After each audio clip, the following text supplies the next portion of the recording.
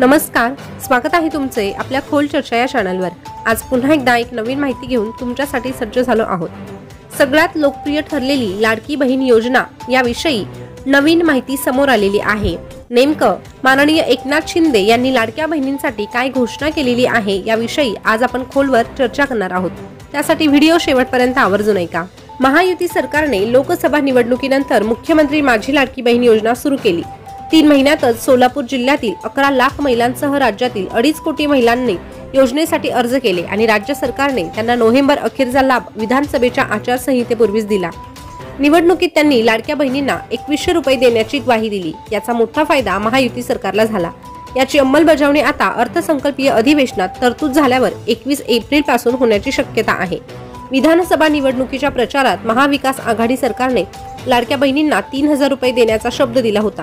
मात्र ज्या महायुती सरकारने योजना आणली व 1 जुलै पासून दरमहा 1500 रुपये दिले, त्याच सरकारवर लाडक्या बहिणींनी विश्वास दाखवला।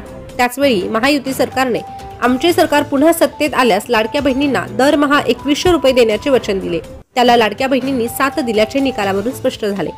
राज्यातील 288 आमदारांमध्ये तब्बल 187 आमदारांना 1 लाखांहून अधिक मते मिळाली। मुख्यमंत्री माझी लाडकी बहीण योजनेचा लाभ विधानसभा निवडणुकीची आचारसंहिता संपल्यावर मिळेल। आता दरमहा 1500 रुपये की 2100 रुपये द्यायचे याचा निर्णय आगामी काही दिवसातच होणार आहे। तर या माहितीवरून एकच गोष्ट लक्षात येते की लाडक्या बहिणींना जो शब्द माननीय एकनाथ शिंदेंनी दिला होता ते नक्कीच पाळण्यात यशस्वी ठरणार आहे। तर तुम्हाला याविषयी काय वाटतं, तुमच्या काय प्रतिक्रिया आहे हे कमेंटद्वारे नक्की कळवा। अशीच नवनवीन माहिती जाणून घेण्यासाठी आपल्या खोल चर्चा या चॅनलला सबस्क्राइब करा।